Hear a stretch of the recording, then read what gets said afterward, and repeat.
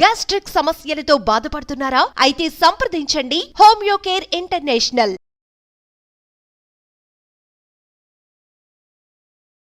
నమస్కారం. ప్రస్తుతం మనతో పాటు ఇస్కాన్ టెంపుల్ నుంచి ప్రణవానంద ప్రభుజీ ఉన్నారు.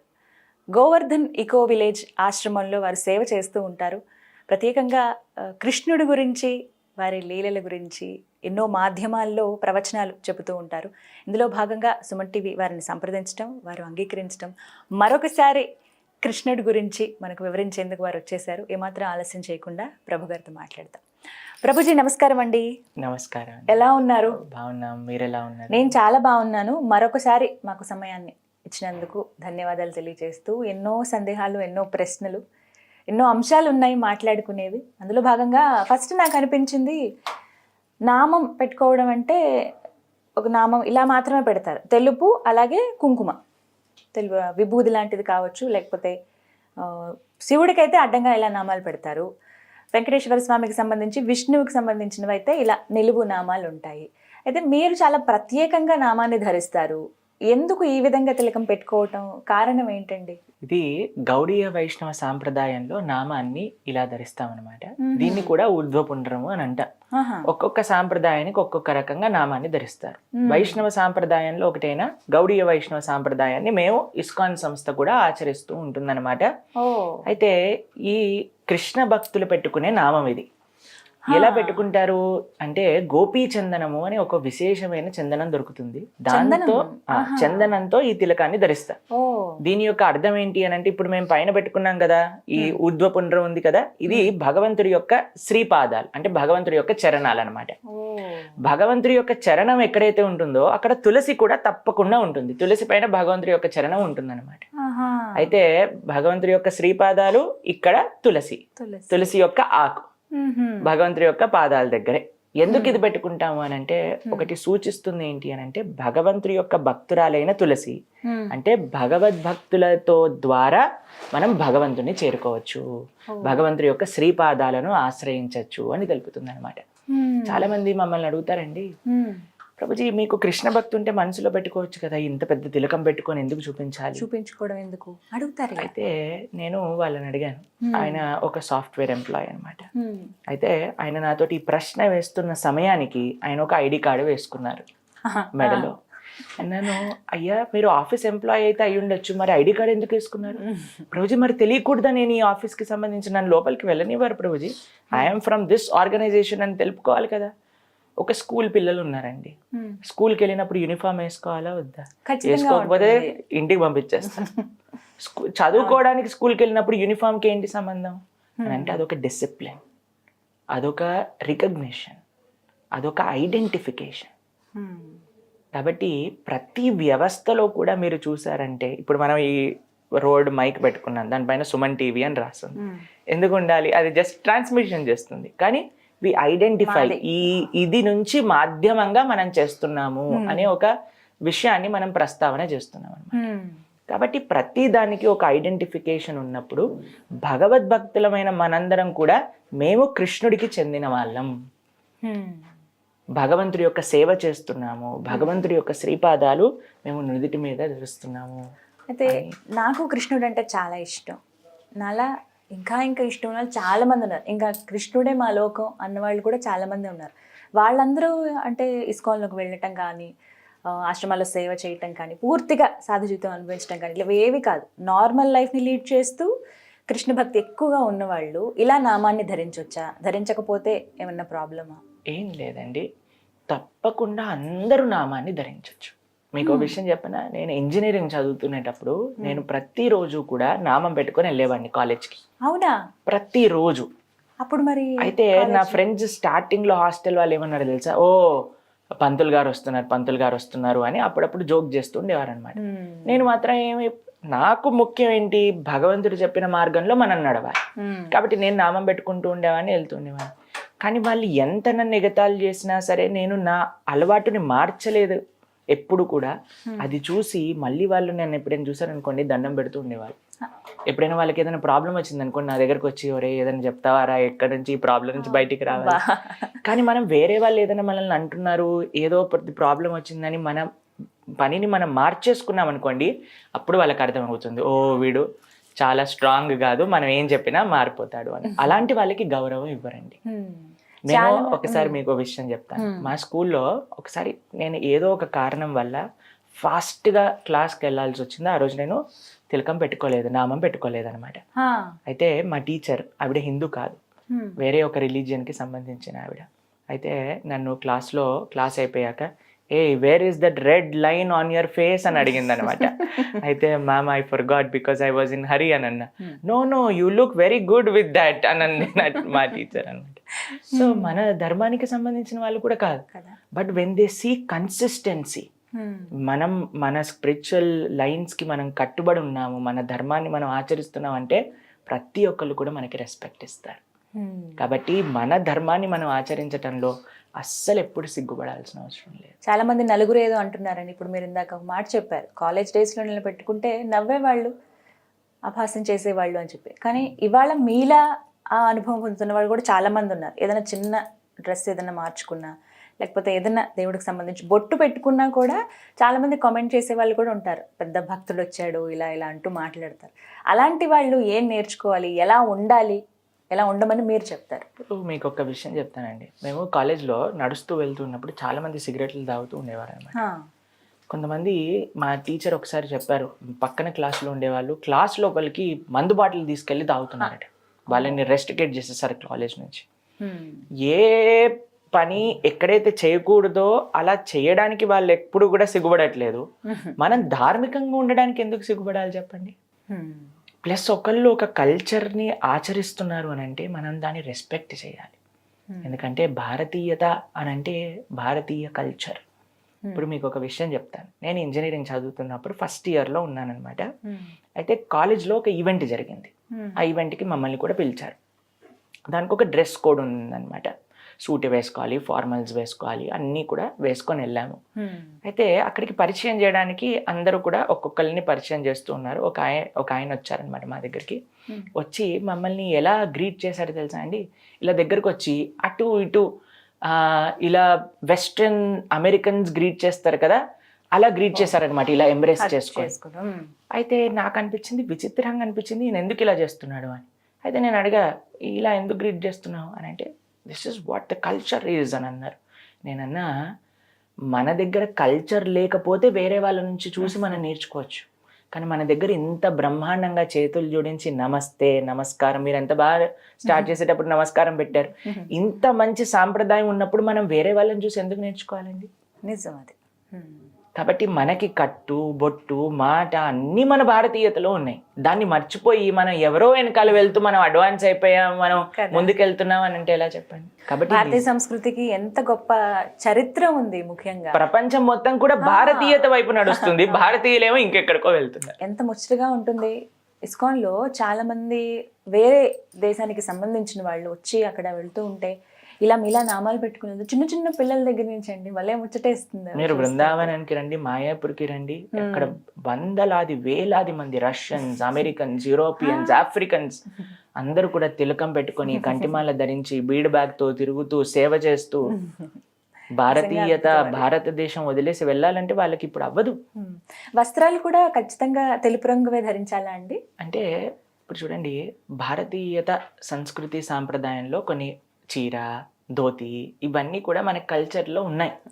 కాబట్టి ఎంత వీలైతే అంత మనము మన సాంస్కృతికంగా ఉండడానికి ప్రయత్నం చేయాలి. అంటే కృష్ణ భక్తిలో ఉన్న వాళ్ళు ప్రత్యేకంగా ఇలా మీలా మేము కృష్ణుడికే అంకితం అయిపోయాం మా జీవితం. ఇప్పుడు మేము ఆశ్రమంలో ఉంటాం కాబట్టి మాకు తప్పకుండా ఈ నియమాన్ని అనేది పాటించాలి. మీరు ఎప్పుడు ఇలా తెల్లని దుస్తులు ధరిస్తారా? ఇప్పటివరకు అయితే ఇప్పుడు మేము మీ అందరికీ ఒక విషయం చెప్తాను. మేము ఇప్పుడు ట్రైనింగ్ టైంలో ఉన్నాం అనమాట, మేము ఆశ్రమంలో. అంటే కొన్ని సంవత్సరాలు ఎలా సాధు జీవితం ఎలా ఉంటుంది, మాకు ఆ సాధు జీవితంలో నచ్చుతుందా, మనం ఎలా సేవ చేయగలుగుతున్నా, ఇవన్నీ చూసి ఇస్కాన్లో చాలామంది అనుకుంటారండి, ఇస్కాన్కి వచ్చిన వాళ్ళందరినీ వాళ్ళు సాధువులు చేసేస్తారు అని. కానీ అలా కాదండి.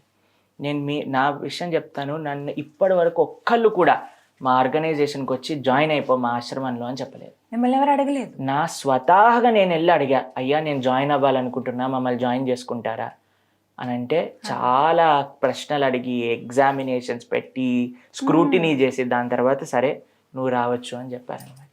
కాబట్టి ఇస్కాన్లో చాలా పెద్ద అపోహ ఉంటుంది, ఎవరైనా ఇస్కాన్కి వెళ్తే వాళ్ళు సాధువులు అయిపోతారు. కాదండి, అసలు ఎవ్వరు కూడా అలా మాట్లాడారు. మీకు ఇంకో విషయం చెప్పాలా, ఇస్కాన్ ఒక సంస్థగా మనం చూసినప్పుడు అందులో 99% అందరూ కూడా మ్యారీడ్ పీపులే ఉన్నారు. కేవలం 1% కంటే తక్కువ మంది మాత్రమే మాలాంటి సాధువులు ఉన్నారు. కాబట్టి మేము ఆశ్రమంలో ఉన్నాం కాబట్టి కొన్ని రోజులు ఇలా ఉన్నాం. దాని తర్వాత మా గురువు గారి అనుగ్రహం ఉంటే మేము కూడా కాషాయ వస్త్రాలను ధరిస్తాము. మా తల్లిదండ్రుల యొక్క అనుగ్రహం కూడా ఉంది. మా నాన్నగారు అడుగుతున్నారు, ఎందుకు వైట్ కుర్తాలు ఎక్కువ కొనుక్కుంటావు, నువ్వు కాషాయం ఎప్పుడు వేసుకుంటావు అని అడిగారు అనమాట మొన్న. కాబట్టి వాళ్ళ యొక్క పర్మిషన్, మా గురువు అనుగ్రహంతో తొందరలో కాషాయ వస్త్రం కూడా వేసుకునే అవకాశాలు ఉన్నాయి. అలాగే ముడి కంపల్సరీనా అండి? శిఖ, దీన్ని శిఖ అని అంటారు. భారతీయ సంస్కృతిలో మనం చూస్తే ప్రతి ఒక్కళ్ళు కూడా శిఖని ధరించేవారు అనమాట. ఆడవాళ్ళు ఎలా అయితే జడ వేసుకుంటారో మగవాళ్ళందరికీ కూడా శిఖ ఉండేది. ఎందుకు అనంటే ఆ ప్రదేశాన్ని సహస్రార చక్రం అక్కడ ఉంటుంది. బ్రహ్మరంధ్రము అని అంటారు. జీలకర్ర బెల్లం పెట్టిస్తారు చూడండి పెళ్లి అయ్యేటప్పుడు, బ్రహ్మరంధ్రాన్ని ఎప్పుడు కూడా కప్పి ఉంచాలి అని చెప్తారనమాట. ఒక్కొక్క రిలీజియన్ లో మీరు చూస్తే ఒక్కొక్క విధంగా వాళ్ళు తలని కప్పుకొని ఉంటారు. మన సాంప్రదాయంలో శిఖ అనేది ఉంటుందన్నమాట. అది కేవలం ఒక్కళ్ళకి సంబంధించింది కాదు, ప్రతి సనాతనీయులు కూడా శిఖని ధరిస్తూ, మీరు ఇంత నార్త్ ఇండియన్కి వెళ్ళారనుకోండి, ఏ పని చేసే వాళ్ళ దగ్గరికైనా చూడండి వాళ్ళందరూ చక్కగా శిఖ పెట్టుకొని ఉంటారు. బృందావనంలో, వారణాసిలో, అయోధ్యలో. నార్త్ ఇండియన్లో ఇంకా శిఖ సాంప్రదాయం ఉంది. ఇక్కడ దక్షిణ భారతదేశంలో తక్కువ అయిపోయింది అనమాట. కానీ శిఖ ధరించాలి. ప్రభుజీ, కృష్ణుడి గురించి మాట్లాడేటప్పుడు నాకు ఒక ప్రశ్న వచ్చిందనమాట. చాలా చక్కగా ఉన్న ఇంటర్వ్యూస్, అన్ని విషయాలు అడుగుతున్నారు, బాగుంది.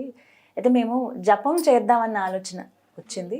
ఎలా చేయాలి జపం, ఎవరెవరు చేయొచ్చు, జపం చేస్తున్న సమయంలో ఏ మంత్రాలు పఠించాలి, అసలు ఎలా చేయాలి, ఇవాళ చాలా సందేహాలు ఉన్నాయి మాకు, వీటి గురించి ప్రణవానంద గారిని అడగండి అని చెప్పి నాకు పర్సనల్గా చాలామంది క్వశ్చన్ అడిగారనమాట. ఏం చెప్తారు ప్రభుజీ, అసలు జపం ఎలా చేయాలి, ఎందుకు చేయాలో కూడా చెప్పండి ముందు. తప్పకుండా.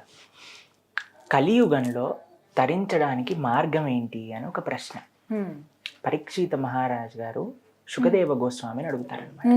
ఎప్పుడైతే కలియుగం గురించి ఇంత భయంకరమైన కలియుగ వర్ణన చేస్తారు భాగవతంలో, అయ్యా మరి ఈ కలియుగంలో ఉండే వాళ్ళు తరించడానికి అవకాశం ఏంటి, వాళ్ళకి మనశ్శాంతి అసలు దక్కుతుందా జీవితంలో, ఏం చేస్తే మనశ్శాంతి కలుగుతుంది, ఏం చేస్తే భగవత్ కృప కలుగుతుంది అని అడుగుతారు. అప్పుడు చెప్తారు, కలో దోష నిధేరాజన్ అస్తి ఏకోన్మహాన్ గుణాన్ కీర్తనాత్ ఏవ కృష్ణస్య ముక్త సంగ పరం వ్రజేత్. కలో దోష నిధి, కలియుగం అంటే దోషాలకి నిధి అట. అటువంటి కలియుగంలో ఒక మానవుడికి ప్రశాంతత రావాలన్నా, భగవంతుని చేరుకోవాలన్నా మార్గం ఏంటి అంటే సులభమైన మార్గం భగవన్నామాన్ని జపం చేయటం.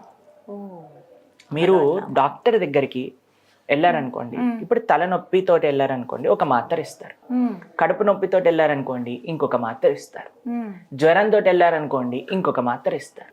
ఒక్కొక్క రోగానికి ఒక్కొక్క మాత్ర అంటుంది.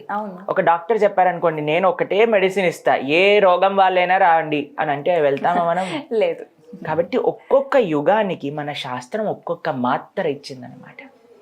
కృతేయ ధ్యాయతో విష్ణుం త్రేతాయాం యజతోమకై ద్వాపరే పరిచర్యాయాం కలో తత్ హరికీర్తనం అని అన్నారు. కృతయుగంలో ఏంటి భగవంతుని చేరుకోవడానికి మార్గము అని అంటే ధ్యానం చేయటం అట. మీకు విషయం తెలుసా అండి, ధ్యానం చేయడానికి కూర్చునే ఆసనం ఉంటుంది కదా, కరెక్ట్ పోస్చర్ లో కూర్చోవడానికి సాధన 10 సంవత్సరాలు పడుతుందట, కేవలం పోస్చర్ కరెక్ట్ చేసుకోవడానికి, కూర్చోవడానికి. అమ్మో. ఇప్పుడు మీరు చెప్పండి, కలియుగంలో ఉండే మనకి లైఫ్ ఎక్స్పెక్టెన్సీ ఇప్పుడు 70 ఇయర్స్కి వెళ్ళిపోయింది. 10 సంవత్సరాలు మనం కూర్చోటంలో పెడితే ధ్యానం చేసేటప్పుడు ఆ ధ్యానం ఫలించేది ఎప్పుడు? కృతయుగంలో వందలాది సంవత్సరాలు, వేలాది సంవత్సరాలు బ్రతుకుతూ ఉండేవాళ్ళు. కాబట్టి వాళ్ళకి ఆ టైం ఉండేది, పీస్ఫుల్ గా వాళ్ళు ధ్యానం చేసుకుంటూ భగవంతుని ప్రసన్నం చేసుకునేవాళ్ళు. అందుకే మనం వింటాం, ధ్రువుడు ఇన్ని సంవత్సరాలు చేశారు అని, ఈ మహర్షి, ఈ యోగులు ఇన్ని సంవత్సరాలు చేశారు. కానీ అంత సమయం మన దగ్గర లేదు. కృతేయ ధ్యాయతో విష్ణుం త్రేతాయాం యజతో మకై. త్రేతాయుగంలో భగవంతుని చేరుకోవడానికి మార్గం ఏంటి అంటే యజ్ఞయాగాది క్రతువులు చేయడం అన్నమాట. కలియుగంలోకి వద్దాం. యజ్ఞం చేయాలంటే ఏం కావాలి? ఒక హోమగుండం కావాలి, ఆవు నెయ్యి కావాలి, మనకి అసలు ఇప్పుడు దొరికేవి ఆవు పాల అనేది చాలా పెద్ద ప్రశ్నార్థకం. కష్టమైపోయింది దొరకటం కూడా. టీవీలలో మనం చూస్తూ ఉంటే మాధ్యమంలో అందరూ కూడా అందులో ఏదో సర్ఫ్ కలుపుతున్నారని, షాంపూ కలుపుతున్నారని, కెమికల్స్ అయిపోతున్నాయి కలుపుతున్నారని, ప్రభుజీ. మొత్తం కలిపియే. కాబట్టి ఆవు అసలు పాలు ఇస్తుందా, ఆ పాలు మన దగ్గరకు వస్తున్నాయా? మీకు యజ్ఞానికి యూజ్ చేయాల్సిన నెయ్యి ఎలా తయారు చేయాలో తెలుసా? పాలని మట్టి కుండలో కట్టెల పొయ్యి మీద కాచాలి. దాని తర్వాత దాన్ని పెరుగు తోడేయాలి. పెరుగుని చిలికి వెన్న తయారు చేయాలి. వెన్నలో నుంచి వెన్న కాచితే వచ్చిన నెయ్యితో యజ్ఞం చేయాలి. అలాంటి నెయ్యి జస్ట్ పేరుకి అలా ఇలా చేసిన నెయ్యి ఇప్పుడు కనీసం ఒక 5,000 రూపాయలు పర్ కేజీ అమ్ముతున్నారు. ఒక యజ్ఞం మంచిగా చేయాలి అని అంటే సుమారుగా ఒక 15 నుంచి 20 కేజీల నెయ్యి సరిపడుతుంది. ఇప్పుడు మనం ఎక్కడి నుంచి ఆ నెయ్యి తీసుకొస్తాం? అలా మంత్రాన్ని చెప్పి ఇంతకు ముందు యుగాలలో ఎలా చేసేవాళ్ళండి యజ్ఞము అని అంటే, అశ్వమేధ యజ్ఞం అని విన్నారా మీరు? అశ్వమేధ యజ్ఞం అంటే ఏం చేసేవాళ్ళంటే యజ్ఞం లోపలికి ఒక గుర్రాన్ని వేసేవారు అన్నమాట. వేస్తే ఆ గుర్రం చనిపోయేది కాదు, యజ్ఞం లోపల నుంచి ఒక మనుష్య శరీరాన్ని తీసుకొని బయటకు వచ్చేది. అంత ప్యూర్ గా ఆ మంత్రాన్ని పఠన చేస్తూ ఉండేవాళ్ళు అనమాట అప్పుడుండే ఆ పండితులందరూ కూడా. ఇప్పుడు మనం ఏమైనా నేస్తూ వస్తుందా అండి యజ్ఞంలో నుంచి? చాలా కష్టం అది. కాబట్టి ఇటు ఇంగ్రీడియంట్స్ సమకూర్చడం వేరు. మీకు ఒక విషయం తెలుసా, మీరు ఎప్పుడైనా యజ్ఞంలో కూర్చున్నారనుకోండి, అందరు, మొన్న మా ఇంట్లో ఒక యజ్ఞం జరిగింది, అందరు కళ్ళల్లో నుంచి నీళ్లు కార్చుకుంటూ కళ్ళన్నీ ఉబ్బిపోయి బయటికి వెళ్ళి లోపలికి రావటం ఎంత కష్టమైనది. ప్రతిరోజు మీరు నియమంగా యజ్ఞాలు చేయాలి అని అంటే ఎంత కష్టం, కలియుగంలో చేయలేము. కానీ అప్పట్లో ఎలా చేసేవాళ్ళు? అప్పట్లో ఎందుకంటే ఆ ఫెసిలిటీ ఉండేది. అందుకే మన రామచంద్రుడిని చూస్తాం, మనం యజ్ఞం చేసాం, బంగారు సీత ఇవన్నీ చెప్తూ ఉంటాం. త్రేతాయుగంలో యజ్ఞయాగాది క్రతువులు, ద్వాపరే పరిచర్యాయాం, ద్వాపర యుగంలో పరిచర్య. ఎందుకంటే కృష్ణుడు ఉండేవాడు కాబట్టి గోపికలందరూ, గోపాల బాలందరూ భగవంతుడికి సేవ చేసుకున్నారు. కానీ కలియుగంలో అటు ధ్యానము చేయలేము, ఇటు యజ్ఞయాగాది క్రతువులు చేయటం అంత ఈజీ కాదు, పరిచర్య కూడా మనకి అంత సులభమైన విషయం కాదు. మరి కలియుగంలో ఉండే వాళ్ళు తరించడానికి మార్గం ఏంటి అంటే, కలో తత్ హరి కీర్తనం, భగవంతుడి యొక్క నామాన్ని జపం చేయటం. కాబట్టి ఇందుకు కలియుగంలో కృష్ణుడి యొక్క నామాన్ని జపం చేయాలి అని చెప్తారనమాట. మనకి ఉపనిషత్తులన్నీ చెప్తున్నాయి. ఏంటి అద్భుతమైన మంత్రం అని అంటే, హరే కృష్ణ కృష్ణ కృష్ణ హరే హరే, హరే రామ రామ రామ హరే హరే, ఇది షోడశాక్షర నామ్నాం కలి కల్మషనాశనం నాతర పరతరోపాయ సర్వవేదేషు దృశ్యతి. వేదాలన్నీ పైకి కిందికి ఎంత ఎతికినా సరే దీనికంటే ఒక గొప్ప మంత్రం దొరకదట కలియుగంలో జపం చేయడానికి అని చెప్తుంది శాస్త్రం. కాబట్టి చాలా మంది అడిగే ప్రశ్న ఏంటి తెలుసా అంటే, నెక్స్ట్ ఎవరెవరు చెప్పాలి, ఏంటి నియమాలు, ఎలా చేయాలి? ఇది చాలా మందికి ఉన్న సందేహాలండి. అయితే మీకు చెప్తాను. ఈ హరినామం చేయడానికి ఎటువంటి నియమాలు లేవు. ఎవరైనా చెప్పచ్చు, ఎటువంటి పరిస్థితుల్లోనైనా చెప్పచ్చు. మనకి కొన్ని అశౌచములు వస్తాయి కదా, ఆ పరిస్థితులలో కూడా ఈ హరే కృష్ణ మహామంత్రాన్ని చెప్పచ్చు. ఈ యొక్క మంత్రానికి ఆ యొక్క స్పెషల్ ఫెసిలిటీ అనేది ఉందన్నమాట. కాబట్టి ఈ మంత్రం ఎలా జపం చేయాలో చెప్పిస్తాను చూడండి. దీన్ని జపమాల అని అంటారు. మీ అందరికీ తెలుసు, మీ అందరి దగ్గర ఉంటుంది ఇంట్లో. అయితే ఈ మాలలో 108 మనులు ఉంటాయి. బీడ్స్ అని అంటారు, జపా బీడ్స్ అని అంటారు అనమాట. అయితే ఈ పైన దానిపైన, అన్నిటికంటే పెద్ద దానిపైన జపం చేయకూడదు. దాని తర్వాత నుంచి మనం స్టార్ట్ చేయాలి జపం చేయటం. ఈ వేలు ఎప్పుడు కూడా మనం జపంలో వాడం, ఎందుకంటే దీన్ని చూపుడు వేలు అని అంటారు. నువ్వు ఇలా తప్పు చేసావు, నువ్వు ఇలా తప్పు చేసావు. భగవంతుడికండి ఒక విషయం నచ్చదు, ఏంటో తెలుసా? వేరే వాళ్ళల్లో తప్పులు ఎతకటం. మనం ఎప్పుడైనా నువ్వు ఇలా చేసావు, నువ్వు అలా చేసావు, నువ్వు ఇలా చేసావు అని జీవితం అంతా వేరే వాళ్ళని దూషిస్తున్నావు అనుకోండి, భగవంతుడు అటువంటి వాళ్ళ సేవను ఎప్పుడు కూడా యాక్సెప్ట్ చేయరు. అందుకోసం ఈ వేల్నే స్వామి అన్నారు, నా సేవలో ఉపయోగించకూడదని చెప్పారు. కాబట్టి ఈ వేల్ని మనం యూజ్ చేయాలన్నమాట. అయితే ఈ వేలు ఇలా పక్కన పెట్టి ఇక్కడ నుంచి మనం స్టార్ట్ చేస్తాం. హరే కృష్ణ కృష్ణ కృష్ణ హరే హరే, హరే రామ రామ రామ హరే హరే. ఇలా ఒక్కొక్క బీడ్ పైన జపం చేస్తూ వచ్చాక మనం ఇక్కడ చివరికి వస్తాం కదండి. చివరికి వచ్చాక మళ్ళీ క్రాస్ చేయొద్దు, మళ్ళీ తిప్పేసేయాలి మాలని. ఇలా తిప్పేసి ఇక్కడ నుంచి ఇక్కడికి చేయాలి, మళ్ళీ ఇక్కడికి వచ్చాక ఇలా మాలని తిప్పేసేయాలి. ఇలా జపం చేయాలన్నమాట. అయితే ఎవరైనా చేయొచ్చు, చిన్న పిల్లలు, వృద్ధులు, స్త్రీలు, పురుషులు, ఎటువంటి పరిస్థితిలో ఉన్నా, ఎటువంటి అశౌచ స్థితిలో ఉన్నా సరే ఈ మంత్రాన్ని మనం చేయొచ్చు. ఎవరైనా ఎటువంటి నియమాలు లేవు, ప్రతిరోజు నిరంతరం కూడా చక్కగా చేసుకోవచ్చు అన్నమాట. ప్రభుజీ సమయం మరి ఏ సమయంలో చేస్తే మంచిది? శ్రేష్టం ప్రొద్దున పూట బ్రహ్మముహూర్తంలో చేయడం. కానీ మీకు ఆ సమయంలో వీలు లేదంటే ఎప్పుడైనా సరే మీరు చేయటం ప్రారంభం చేయండి ఫస్ట్. దాని తర్వాత కృష్ణుడే మొత్తం క్లారిటీ ఇస్తారు మీకు ఎలా చేయాలి ఒక చిన్న మాట, అంటే అశౌచం ఉన్న సమయంలో పర్వాలేదు చేయొచ్చు, అది ఆడవారైనా సరే ఎవరైనా ఏమైనా ఇంట్లో ఏమైనా అనుకోని సంఘటనలు జరిగినప్పుడు కూడా అంటున్నారు. ఉదయం పూట ప్రారంభించాలంటే కొంతమంది లేచిన వెంటనే అలా స్టార్ట్ చేస్తూ ఉంటారు, కొంతమంది స్నానాదులు ఆచరించి చేస్తూ ఉంటారు. అలా స్నానం చేసే స్థితిలో కూడా లేరనుకోండి, ఇప్పుడు మాకు జపం చేయాలనిపించింది, అప్పుడు చేసుకోవచ్చా అలా? అన్నిటికంటే బెస్ట్ స్నానం చేసి జపం చేయడం. లేదు అని అంటే కొన్నిసార్లు మనకు అనారోగ్యం ఉంటుంది, దాని తర్వాత అప్పుడు స్నానం చేయలేము. అప్పుడు ఏంటి అంటే తప్పకుండా చక్కగా జపం చేసుకోవచ్చు. అపవిత్ర పవిత్రోవా సర్వావస్థాన్ గతోపివా యత్స్మరేత్ పుండరీకాక్షం సబాహ్య అభ్యంతరశుచి అని అంటారు. భగవంతుడి యొక్క నామాన్ని చెప్పడం చేత బాహ్యంగా ఆంతరికంగా శౌచం అనేది వచ్చేస్తుంది అనమాట. కొంతమంది వేరొకరి కోసం కూడా చేస్తూ ఉంటారు. ఇప్పుడు ఎవరైనా భర్తకో భార్యకో బాగోలేని స్థితిలో వాళ్ళ తరపున ఇంకొకరు చేస్తూ ఉంటారు. అలా చేస్తే అసలు ఫలితం ఉంటుందా అండి? ఇప్పుడు మీకు ఒక విషయం చెప్తాను, మీకు ఆకలేసింది అనుకోండి, ప్రభుజీ మీరు తినేయండి నా ఆకలి తీరిపోతుంది అని అంటే తీరిపోతుంది? సాధ్యం కాదు, మనమే తినాలి కదా. కాబట్టి ఎవరి జపం వాళ్ళే చేయాలి, ఎందుకంటే ఎవరి జీవితాన్ని వాళ్ళే నడిపించాలి. మనం ఎలా వేరే వాళ్ళ కోసం మనం తినేసి అయ్యా నువ్వు హ్యాపీగా ఉండి నేను తినేసా నీ పోర్షన్ని కూడా అంటే వాడు ఏమంటాడు, నువ్వు తింటే నాకేమొస్తుంది అని అంటారు. అవునా కాదా? అలానే జపం కూడా. కాబట్టి ఆధ్యాత్మికంగా ప్రతి ఒక్కళ్ళు కూడా, అది పిల్లలైతే పిల్లల ఆధ్యాత్మికంగా ఉండాలి, స్త్రీ ఆధ్యాత్మికంగా ఉండాలి, పురుషుడు ఆధ్యాత్మికంగా ఉండాలి, పెద్దల ఆధ్యాత్మికంగా ఉండాలి. అప్పుడే ఒక మంచి సంస్కృతి సాంప్రదాయం అనేది మన యొక్క సొసైటీలో ఉంటుంది. ఎంత సమయం చేయొచ్చండి? ఇప్పుడు ఈ మాలల్లో కూడా కొన్ని మనకి సైజెస్ ఉంటాయి, రకరకాల మాలలు ఉంటాయి. కొంతమంది చిన్నవి తీసుకుంటూ ఉంటారు. అంటే ఇప్పుడు 108 అంటున్నారు, అంత సంఖ్య కాకుండా ఇంకా తక్కువ సంఖ్యలో చేయొచ్చా? ఏ సంఖ్యలో చేయొచ్చు? అట్లీస్ట్ 108తో స్టార్ట్ చేయాలి. 108 చేయాలి అని అంటే మీకు ఒక విషయాన్ని చెప్తాను, 7 నిమిషాలు పడుతుంది సుమారుగా. ఎవరి జీవితంలో 7 నిమిషాలు లేవు చెప్పండి భగవంతుడి యొక్క నామాన్ని చేయడానికి?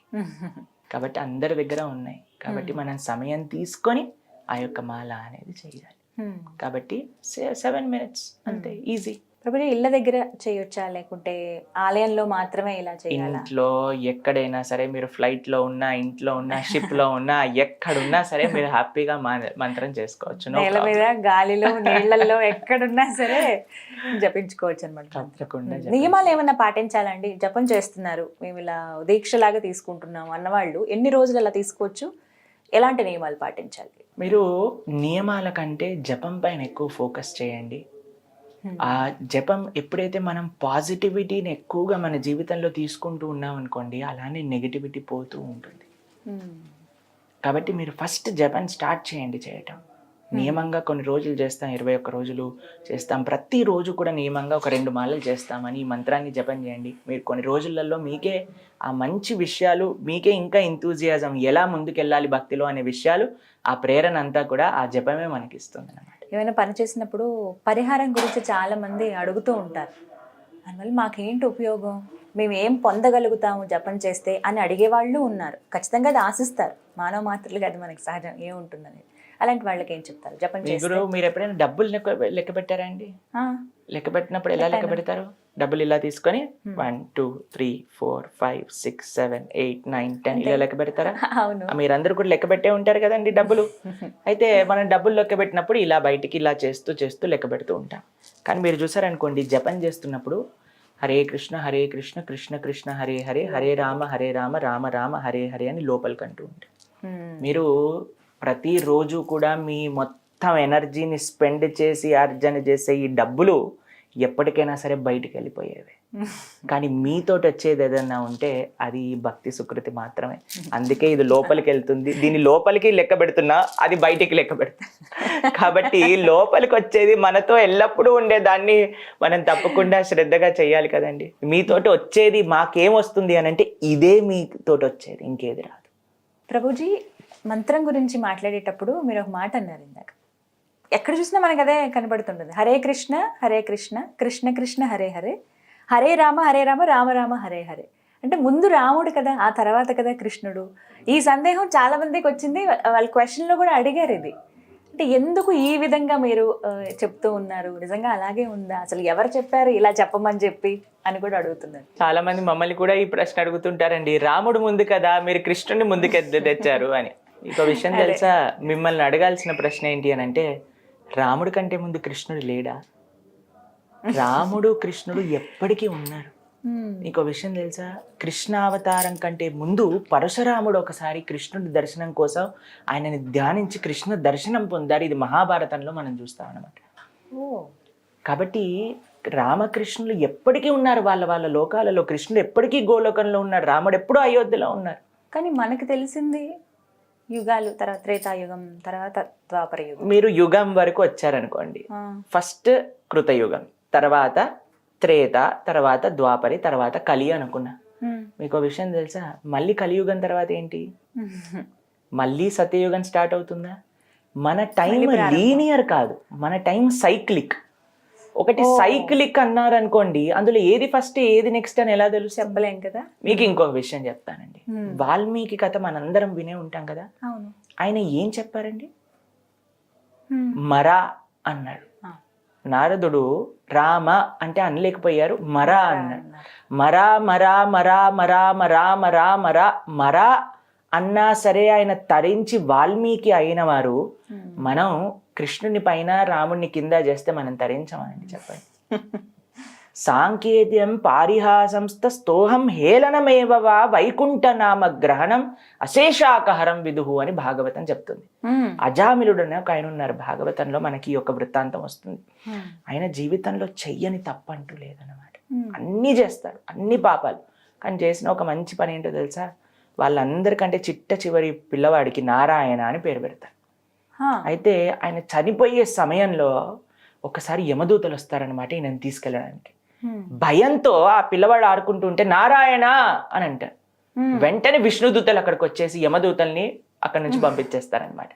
అయితే వీళ్ళు అడుగుతారు, ఎందుకు, ఏం చేశారు వీడు అని అంటే, భగవంతుని నామాన్ని పలికాడు అంటే. ఆయన భగవంతుని నామాన్ని పలకలేదు, వాళ్ళ పిల్లవాడిని పిలిచాడు. నారాయణుని పిలవలేదు, వాళ్ళ పిల్లవాడిని అన్నారు అని అంటే, ఎలా పిలిచినా సరే భగవన్ నామం ఫలిస్తుంది. ఇప్పుడు ఒక దగ్గర మంట వెలుగుతుందండి, ఒకళ్ళు వెళ్ళి ముట్టుకున్నారు, సర్రని కాలింది. అయ్యో నాకు తెలియని ముట్టుకున్నానండి, కాలకూడదు అని ఉంటుందా అండి? తెలిసినా తెలియకపోయినా భగవన్ నామాన్ని జపం చేస్తూ దాని యొక్క ఫలితం వస్తుంది. అంతే. చాలా మందికి ఇంకో ప్రశ్న ఉంటుంది, శాస్త్రంలో హరే రామ మంత్రం ఉంది, కానీ కృష్ణ భక్తులు కృష్ణుని ముందుకు తీసుకొచ్చారు అని అంటారు. శాస్త్రంలో 2 మంత్రాలు కూడా ఉన్నాయి. హరే రామ మంత్రం కూడా ఉంది, హరే కృష్ణ మంత్రం కూడా ఉంది. కాబట్టి ఎన్నో మీరు రీసెర్చ్ చేయండి ఇంటర్నెట్లో. మీ అందరికీ ఫోన్ ఉంది, మీ అందరికీ ఇంటర్నెట్ ఉంది కదా. కాబట్టి 2 వర్జన్స్ కూడా మన శాస్త్రాలలో ఉన్నాయి. దాన్ని ప్రామాణికంగా మన ఆచార్యులు అందించారు. అన్నిటికంటే ముఖ్యం ఏంటో తెలుసా అండి, ఆచార్యులని అనుగమించటం, వాళ్ళు చెప్పిన విధంగా ఉండటం అన్నమాట. కాబట్టి శ్రీ చైతన్య మహాప్రభు హరే కృష్ణ మహామంత్ర చెయ్యండి అని గౌడీయ వైష్ణవ సాంప్రదాయంలో అందరికీ కూడా అందించారు. అదే విధంగా మనందరం కూడా జపం చేస్తున్నా. మన భారతదేశంలో కాదు, ప్రపంచంలో ఉండే దేశ విదేశాల్లో అందరూ కూడా ఆ హరే కృష్ణ మహామంత్ర జపం చేస్తూ తరిస్తున్నారనమాట. కాబట్టి హరే రామ మహామంత్ర కూడా శాస్త్రంలో ఉంది, హరే కృష్ణ మహామంత్ర కూడా శాస్త్రంలో ఉంది. ఎలా చెప్పినా సరే భగవంతుడి యొక్క నామం ఫలిస్తుంది. మీరు హరే కృష్ణ మంత్రం చెప్పటంలో ఎటువంటి సందేహాలు పెట్టుకోవాల్సిన అవసరం లేదంటారు. ప్రభుపాదుల వారి గురించి తెలుసుకోవాలనుకుంటున్నాం. ఇస్కాన్ని స్థాపించి ఇవాళ రోజున ఎంతమందికి శ్రీకృష్ణ భగవాన్ని చేరువ చేశారని చెప్పుకోవాలి వీళ్ళందరినీ కూడా. స్థాపనకు కారణం ఏమిటి, అసలు వారి గురించిన చరిత్ర? ఎందుకంటే ప్రతి టెంపుల్లో కూడా వారి విగ్రహం ఉంటుంది. ఆయన నిజంగానే వచ్చి అలా కూర్చున్నారని అనిపిస్తుందండి, నా అనుభవం అయితే అది. ఒకసారి వారి గురించి ప్రేక్షకులకి. ఇస్కాన్ సంస్థాపకాచార్యులు అభయచరణ అరవింద భక్తి వేదాంత స్వామి శ్రీల ప్రభుపాద్, ఆయన పూర్తి పేరు అనమాట. అయితే ఆయన బెంగాల్లో కోల్కతాలో అవతరించారనమాట. అయితే ఆయన చిన్నప్పటి నుంచి చాలా ఆ గాంధీజీ గారి యొక్క మూమెంట్ ప్రభావితమయ్యి ఉండేవారు అనమాట. అయితే స్వాతంత్రం కోసం పోరాడుతూ ఉండేవారు. చాలా మంచిగా చదువుకున్నారు కూడా, ఆయనకి ఇంగ్లీష్ కూడా చాలా బాగా వచ్చేది. అయితే వాళ్ళ తల్లిదండ్రులు ఎంతో ఆధ్యాత్మికంగా ఆయనను పెంచారు. వాళ్ళ ఇంట్లో రాధాకృష్ణుడి యొక్క విగ్రహాలు ఉండేవి. ప్రతిరోజు వాళ్ళ నాన్నగారు ఎలా ఆరతి చేయాలి అవన్నీ నేర్పించడం, ప్రతిరోజు సాధువుల్ని పిలిచి ఈయనతో వాళ్ళందరికీ కూడా ప్రసాదాన్ని వడ్డించడం అవన్నీ నేర్పించారు. చిన్నప్పటి నుంచి ప్రభుపాదుల వారు చిన్నగా పిల్లవాడిలో ఉన్నప్పుడు ఒక రథయాత్ర, పూరి జగన్నాథ రథయాత్ర వస్తుంది కదా, ఒక చిన్న బొమ్మ రథాన్ని తయారు చేసి దాంట్లో జగన్నాథుని పెట్టి వాళ్ళ కాలనీలో అంతా కూడా రథాన్ని తీసుకెళ్తూ ఉండేవారు అనమాట. ప్రతిరోజు కూడా న్యూస్ పేపర్లో టైమింగ్స్ చూసేవాళ్ళు అనమాట. కోల్కతా నుంచి పూరికి ఏ ట్రైన్ వెళ్తుంది, ఏ టైంకి వెళ్తుంది, మేము కూడా అక్కడికి వెళ్ళాలి అని. చిన్నప్పటి నుంచి కూడా ఎంతో ఆధ్యాత్మిక భావనలతో ఆయన ఉండేవారు. అయితే ఆయన కాలేజీలో చదువుకుంటున్నప్పుడు ఒక ఫ్రెండ్ చెప్పారనమాట, ఇలా ఒక గురువు గారు వచ్చారు, ఆయన ఇల్లు కలుద్దాము అని. అంటే ఆయనకి ఎప్పుడైతే కాలేజీలోకి వెళ్ళారో అప్పుడు ఆయన ఆధ్యాత్మికం కంటే ఎక్కువగా కూడా ఈ భారతదేశం యొక్క స్వాతంత్రం కోసం పోరాటంలో వాటి యొక్క విషయాలలో ఉన్నారనమాట. అయితే సరే నేను తప్పకుండా వస్తాను కలవడానికి అని శ్రీల భక్తి సిద్ధాంత సరస్వతి ఠాకూర్ దగ్గరికి వెళ్ళారనమాట. వాళ్ళ గురువు గారు, ప్రభుపాదుల వారి యొక్క గురువు గారు అనమాట. ఆయన దగ్గరికి వెళ్ళి ప్రణామం చేసి ఇలా కూర్చోగానే ఆయన అన్నారు, నువ్వు ఇంగ్లీష్ నేర్చుకున్నావు కాబట్టి ప్రపంచం మొత్తం కూడా ఇంగ్లీష్లో కృష్ణ భక్తికి పరిచయం చెయ్యి అని ఫస్ట్ మీటింగ్లోనే ఆయనకు ఒక ఆదేశాన్ని ఇచ్చేసారనమాట. దాని తర్వాత ప్రభుపాదుల వారు బిజినెస్ స్టార్ట్ చేశారు, పెళ్ళయింది, పిల్లలు అంతా కూడా. దాంతో పాటు ఆయన ఈ యొక్క గురువు గారి యొక్క సేవ కూడా చేస్తూ ఉండేవారు అనమాట. అంతా బాగా జరుగుతుంది. ప్రభుపాదుల వారు ఆల్మోస్ట్ వృద్ధులు అయిపోతూ ఉన్నారన్నమాట. అప్పుడు ఆయన వాళ్ళ యొక్క గృహస్థ ఆశ్రమాన్ని త్యజించి సన్యాసాశ్రమాన్ని స్వీకరించారు. వాళ్ళ యొక్క బాధ్యతలన్నీ అయిపోయాక సన్యాసాశ్రమాన్ని స్వీకరించారు. బృందావనంలో ఉంటూ ఉండేవారు అనమాట. బృందావనంలో ఉంటూ ఉన్నప్పుడు ఆయనకి వాళ్ళ యొక్క గురువు గారి యొక్క ఆదేశం ఏంటి, ప్రపంచం మొత్తం కూడా కృష్ణ భక్తిని పరిచయం చెయ్యాలి. ప్రభుపాదుల వారికి 70 సంవత్సరాలు. ఆ సమయంలో ఆయన ఇప్పుడు నా గురువు గారి యొక్క పని, ఆయన నాకు ఇచ్చిన సేవ నేను నిర్వర్తించాలి అని. ఇప్పుడు మీరు చూసారనుకోండి, చాలా మంది ఏమంటారు తెలుసా, ప్రభుజీ దేవుడు దయ వల్ల ఈ ఒక్క ప్రాజెక్ట్ అయిపోయింది అని అంటే, నేను మంచిగా నా మెటీరియల్ లైఫ్కి రిటైర్మెంట్ చెప్పి బ్రహ్మాండంగా సేవలో ఒక ఆశ్రమంలో బృందావనంలో ఎక్కడో ఒక చోటు ఉండి మీ ఆశ్రమానికైనా వచ్చి ఉంటాం ప్రభుజీ, మా వృద్ధాప్యం మొత్తం చాలా పీస్ఫుల్గా గడపాలి అని మేము అనుకుంటున్నాం. 70 సంవత్సరాల వయసులో అందరూ బృందావనానికి వెళ్ళి ఉండిపోవాలి అని అనుకుంటున్న వయసులో ఆయన బృందావనం నుంచి అమెరికాకి వెళ్ళాలి, ఎందుకంటే నా గురువు గారు నాకు ఇచ్చిన సేవ. చాలా ప్రయత్నం చేశారండి, ఎలా వీసా దొరుకుతుంది, ఎలా వెళ్ళొచ్చు, ఎవరైనా స్పాన్సర్ చేస్తారా, ఒక్క పైస కూడా ప్రభుపాదుల వారి దగ్గర ఉండేది కాదు. ఆయన పుస్తకాలు రాయడానికి పేపర్ యొక్క కొనుక్కోవడానికి డబ్బులు మిలగాలి అని 4-5 కిలోమీటర్లు నడుస్తూ వెళ్తూ ఉండేవారు అనమాట. ఒక సన్యాసిగా ఉండి 70 సంవత్సరాల వయసులో ఢిల్లీలో ప్రతి ఒక్కళ్ళ దగ్గరికి వెళ్ళి ఆయన ఈ పుస్తకాన్ని చదవండి, కృష్ణుడి గురించి తెలుసుకోండి అని అడుగుతున్నప్పుడు ఒకసారి ఒక సన్ స్ట్రోక్ తలిగి ఆయన కళ్ళు తిరిగి రోడ్డు పైన పడిపోతారనమాట, ఇండియా గేట్ దగ్గర. అప్పుడు ఆయనని తీసుకెళ్ళి ఒకరి దగ్గర కూర్చోబెడితే, మీరు ప్రొద్దు నుంచి ఏదైనా తిన్నారా అంటే ఆయన అసలు ప్రొద్దు నుంచి ఏం తినలేదు, అసలు నీళ్లు కూడా త్రాగలేదు. ప్రొద్దున లేసి ఇలా కృష్ణ భక్తిని చేయడానికి ఆ వయసులో అంతగా పరితపించారు. భారతదేశంలో ఝాన్సీలో ఆయన నిజంగా ఈ యొక్క సంస్థని ప్రారంభించాలనుకున్నారు, కానీ భారతీయులందరూ అమెరికాకు పరిగెత్తుతున్నారనమాట. అమెరికన్స్ ఎలా చేస్తే అదే మెయిన్ మాకు ప్రామాణికం అని భారతీయులందరూ అటువైపు తిరుగుతున్నారు. ప్రభుపాదుల వారు అనుకున్నారు, నేను వెళ్ళి అమెరికన్స్ ని మారుస్తా, అప్పుడు ఈ ఇండియన్స్ వింటారు. ఎందుకంటే మనకంతా వాళ్ళు ఏం చేస్తే మనం కూడా కదా అదే లైన్లో కదండి మనం కూడా వెళ్తుంది. కాబట్టి 2 కారణాలు. చాలా మంది అనుకుంటారండి ఇస్కాన్ ఒక విదేశీ సంస్థ అనుకుంటారు. ఇస్కాన్ విదేశీ సంస్థ కాదు, ఇస్కాన్ అంతర్జాతీయ సంస్థ. ఈ రెండిట్లో చాలా వేరుంది. ఇస్కాన్ అని అంటే international society for Krishna consciousness. International society, it is not an American society.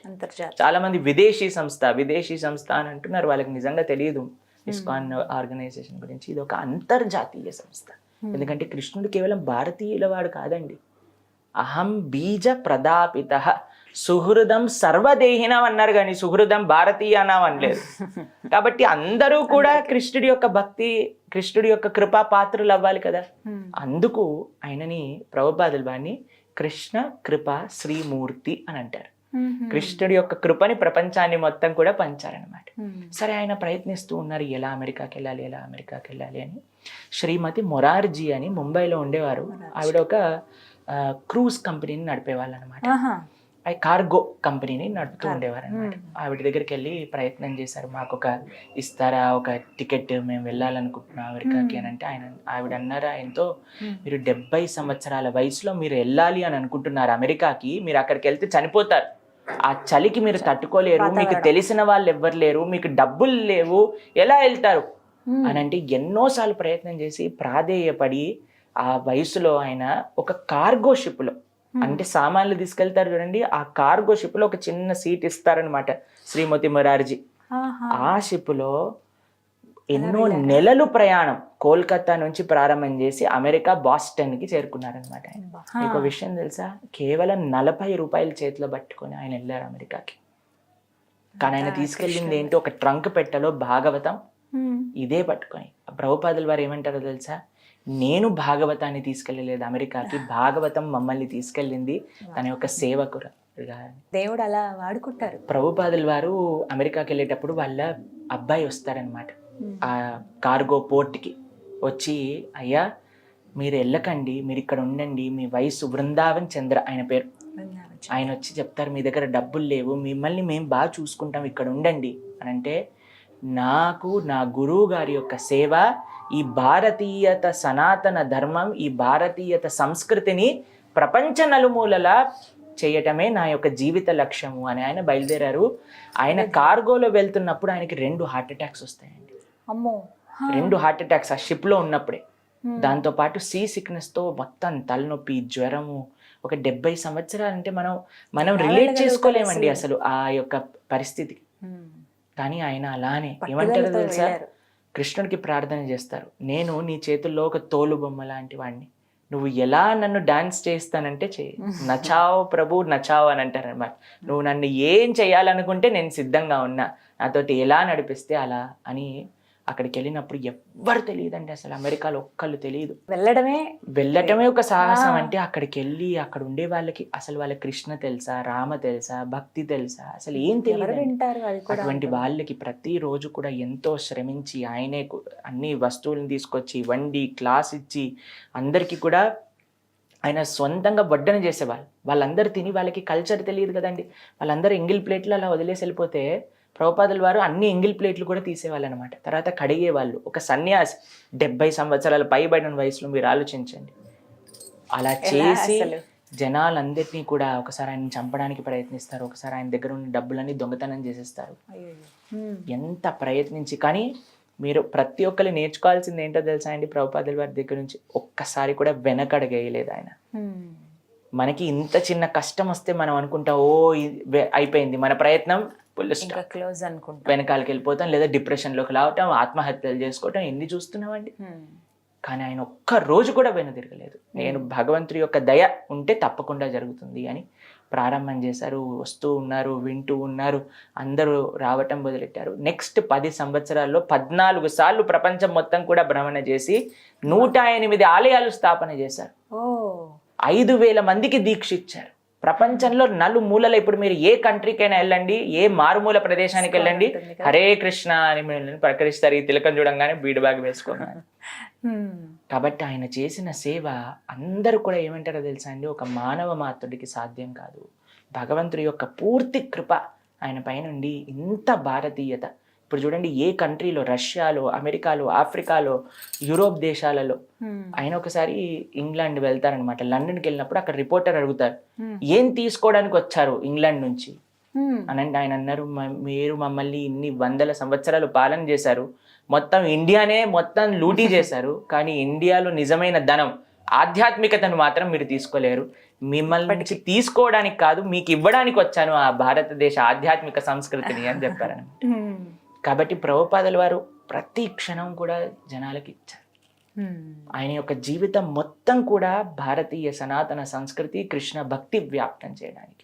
ఇప్పుడు మనం చూస్తాం, ప్రతి ఒక్కళ్ళు చీర కట్టుకొని, ధోతి వేసుకొని, అందరు ఫారినర్స్ అందరు తిలకం పెట్టుకొని భారతదేశం అంతా భ్రమణ చేస్తూ ఎంత బాగుంటుంది. మనందరం ఏమో మర్చిపోయాం, జీన్స్ ప్యాంట్ స్కర్ట్స్ వేసుకొని, మనది వాళ్ళందరూ ఏమో చీరలు ధోతిలు వేసుకొని వాళ్ళు బ్రహ్మాండంగా భారతీయ సంస్కృతిని ముందుకు తీసుకెళ్తున్నారు.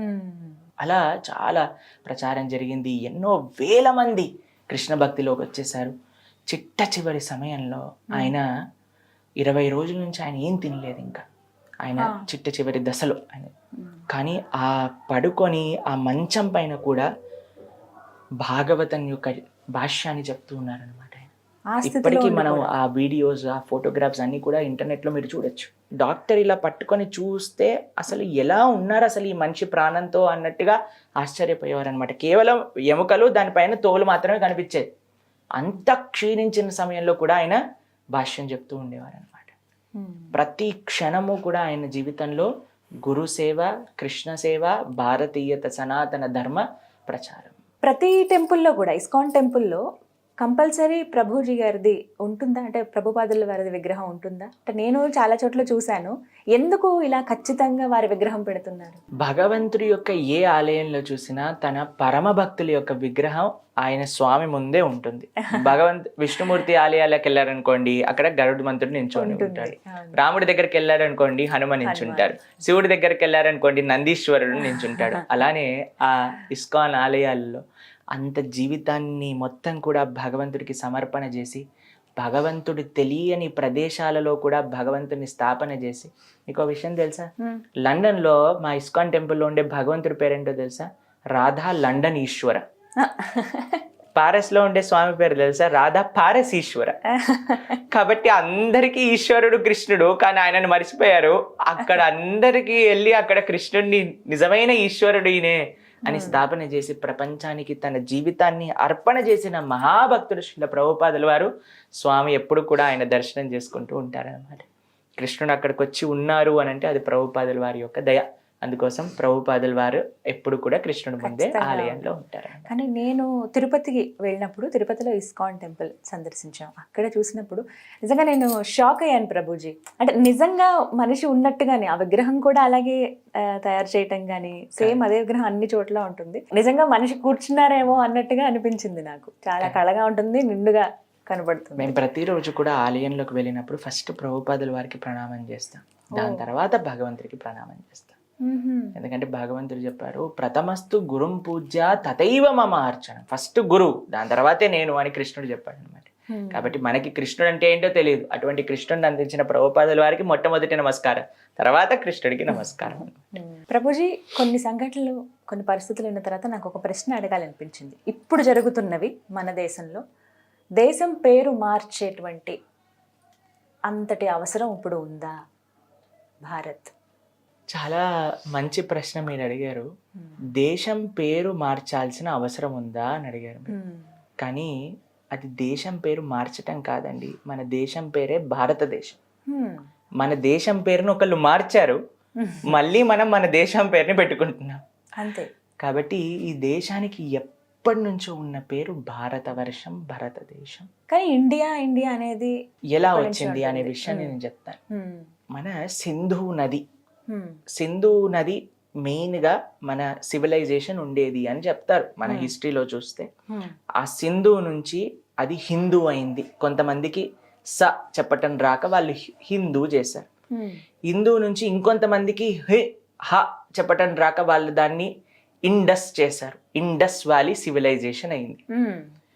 ఎవరెవరికో పేర్లు చెప్పటం రాక ఒక చిన్న ప్రదేశాన్ని, ఆ సింధు నది తీరంలో ఉండే వాళ్ళనే ఇండియన్స్ లేదా హిందువులు అని అనుకుంటుండే ఒక ప్రదేశంలో కేవలం సింధు నది దగ్గర ఉండే వాళ్ళే భారతీయులా అండి? కాదు. మనకి విష్ణు పురాణంలో చెప్పారు పరాశర మహర్షి భారతీయులు అంటే ఇది సుమారుగా 7,000 సంవత్సరాలకి క్రితం. ఆయన భారతం అని అంటే ఏంటి అంటే సముద్రానికి ఉత్తరంగా, హిమాలయాలకి దక్షిణంగా ఏదైతే ప్రదేశం ఉందో దాన్ని భారతదేశం అంటారు. అక్కడ ఉండే వాళ్ళందరినీ భారతీయులు అంటారు అని 7,000 సంవత్సరాల క్రితం ప్రస్తావన ఉంది మనకి. ఇప్పుడే చెప్పారు. కాబట్టి ఈ దేశాన్ని వ్యాసుల వారు కూడా భాగవతంలో దీన్ని భరతవర్షము అని పిలుస్తారనమాట. కాబట్టి మనం సంకల్పం, మీరు ఎప్పుడైనా పూజలలో ఫస్ట్ చెప్తారు భరతవర్షే భరత ఖండే మేరో దక్షిణ దిగ్భాగే అని చెప్తారు. కాబట్టి మనం ఎప్పుడైనా సరే భారతీయులుగానే మన పేరు ఉండింది, కానీ ఎవరో దాన్ని పేరు మార్చారు. కానీ ఇప్పుడు మళ్ళీ మనం ఆ భారతీయత వైపు వెళ్తున్నాము అని అంటే అది పూర్తి మంచి హృదయంతో దాన్ని స్వాగతించాలి. ఎందుకంటే ఇప్పుడు మనందరం కూడా మన కల్చర్ వైపు వెళ్ళాలి, కానీ కల్చర్ దూరంగా వెళ్ళకూడదు కదండి. భారతదేశం అంటే ఏంటి? భారతీయత, దాని యొక్క సనాతన సంస్కృతి, సాంప్రదాయం, ఓపిక, నేర్పు, వసుదైవ కుటుంబకం అని ఒక భావన కేవలం ఈ భారతీయ సనాతన సంస్కృతిలో ఉంది మీరు చూసినట్టయితే. కాబట్టి ఇంత గొప్ప సంస్కృతిని మనం దూరంగా ఎందుకు పెట్టుకోవాలి? మనం హద్దుకోవాలి కదా మన దగ్గరికి. ఇప్పుడు మీరు చెప్పారు మేము ఇప్పుడు మన స్టూడియోలో వినాయక చవితి సెలబ్రేషన్స్ చేస్తున్నాము అని. ఎందుకు చేస్తున్నాం మనం? ఎందుకంటే అది మన సంస్కృతిలో ఒక భాగం కాబట్టి. దాన్ని మనం ఆచరిస్తూ ఉంటే మనం దాన్ని దగ్గరగా ఉండగలుగుతాం, కాపాడగలుగుతాం. కాబట్టి మన పేరునే మనం కాపాడకపోతే మనం ఇంకా భారతీయత ఎక్కడ ఉంటుందండి? కాబట్టి చాలా మంచి పని మన దేశాన్ని, భారతదేశం దాన్ని మార్చారు. మళ్ళీ మనం భారత్ అని వెళ్తున్నప్పుడు మన అందరం కూడా దాన్ని స్వాగతించాలి, గౌరవించాలి. ప్రభుజీ, భక్తిని చదువుని ఎలా బ్యాలెన్స్ చేసుకోవాలి? ఇది పెద్ద టాస్క్ లా కనిపిస్తుంది, సాధ్యం కావట్లేదే అనేది ఒక ప్రశ్న అయితే, అటు భక్తిని అలాగే చేస్తున్నటువంటి ఉద్యోగ వ్యాపారాలు కావచ్చు, మా నిత్య జీవన, వీటిని ఎలా బ్యాలెన్స్ చేయాలి? ఎందుకంటే పనిలో పడిపోతే భక్తిని మర్చిపోవటం, భక్తి కోసం అంటూ కొంత సమయాన్ని కేటాయించలేకపోవడం జరుగుతోంది. ఇది మాకు కాస్త ఇబ్బందికరంగా అనిపిస్తుంది. అరెరే, భక్తికి మేము దూరం అయిపోతున్నామే దేవుడికి అన్న భావన మాలో కలుగుతుంది. అసలు ఎలా బ్యాలెన్స్ చేసుకోవాలి అని అడుగుతున్నారు చాలా మంది. ఏం చెప్తారు? చాలా మంచి ప్రశ్న. ఎవరికైతే ఈ ప్రశ్న వచ్చిందో అంటే వాళ్ళకి భక్తి చేయాలి అనే ఒక నిష్ట ఉన్నట్టు అర్థం దీనికి. మీకు కొన్ని ప్రాక్టికల్ టిప్స్ చెప్తాను, దాంతోపాటు ఏ భావన ఉండాలి అనే విషయాన్ని కూడా నేను ప్రస్తావన చేస్తాను. సంకల్ప బలం అని అంటారు. మనసుంటే మార్గం ఉంటుంది అని మనం వింటూ ఉంటాం కదండి. కాబట్టి ఫస్ట్ నాకు చెయ్యాలి అని మనకు అనిపించాలి, అప్పుడు దానికి అదే సమయం అనేది ఏర్పడుతుంది అన్నమాట. మీకు ఒక చిన్న విషయం చెప్తాను. నేను ఇంజనీరింగ్ చదివేటప్పుడు నేను ఫస్ట్ 2 మాలలతో స్టార్ట్ చేశాను హరే కృష్ణ జపం చేయడం. అయితే నేను 2 మాలలతో స్టార్ట్ చేసినప్పుడు నేను అనుకునేవాడిని మనసులో, 2 మాలలు ఎలా చేస్తాను? ప్రాజెక్ట్స్, చార్ట్స్ చేయాలి, అసైన్మెంట్స్ చేయాలి, ఇవి చేయాలి అని.